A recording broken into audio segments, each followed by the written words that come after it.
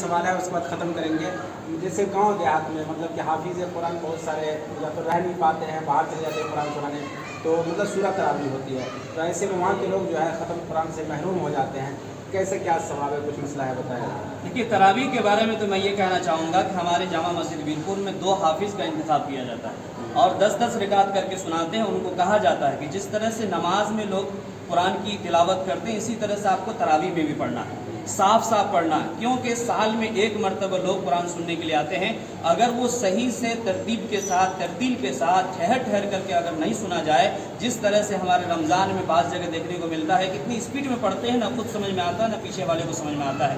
تو ایسی صورت میں سب سے پہلے سدھار کرنا چاہیے، کم سے کم 2 حافظ کا انتخاب کرنا چاہیے، ایک سنانے والا ہو اور دوسرا سننے والا ہو. اور دوسری بات یہ ہے کہ حافظ کو ایسے ہی عزت کی نظر سے دیکھنا چاہیے جیسے آپ قرآن کو عزت کی نظر سے دیکھتے ہیں، کیونکہ انا نحن نزلنا الذکر و انا لہ لحافظون. اللہ تعالیٰ نے فرمایا قرآن کو ہم نے نازل کیا، اس کی حفاظت ہم کریں گے. تو اس قرآن کی حفاظت کا ذریعہ اللہ نے حافظ قرآن کو بنایا ہے. تو حافظ قرآن کا درجہ بہت بڑا ہے، اس لیے 10-20-50 ہزار روپیہ اگر اس کو نذرانے کے طور پر دے دیتے ہیں قرآن سننے کا، تو یہ تو اس کے لیے تحفہ کے طور پر دیتے ہیں، اس کی عظمت کی وجہ سے دیتے ہیں. ایسا نہیں کہ قرآن کو نہیں، ایسی کوئی کرایت نہیں. اگر وہ ڈیمانڈ کرتا ہے یا گھر گھر گھوم کے چندہ کرتا ہے تو میں اس کو کرایت محسوس کرتا ہوں. اگر کوئی خوشی سے پیش کرتا ہے تو کروڑوں روپیہ دے دے، کوئی کرایت نہیں. بہت اچھی بات ہے. میرا سوال یہ تھا کہ گاؤں دیہات میں حافظ قرآن رک نہیں پاتے. ابھی بہت ساری مسجد ہے میری نظر میں جہاں سورہ تراویح ہوتی ہے، تو ایسے لوگ مطلب کہ یہ قرآن کی تراویح سے محروم ہیں. اس کی واحد وجہ یہ ہے کہ گاؤں میں جب تراویح حافظ قرآن پڑھاتے ہیں تو پورے مہینہ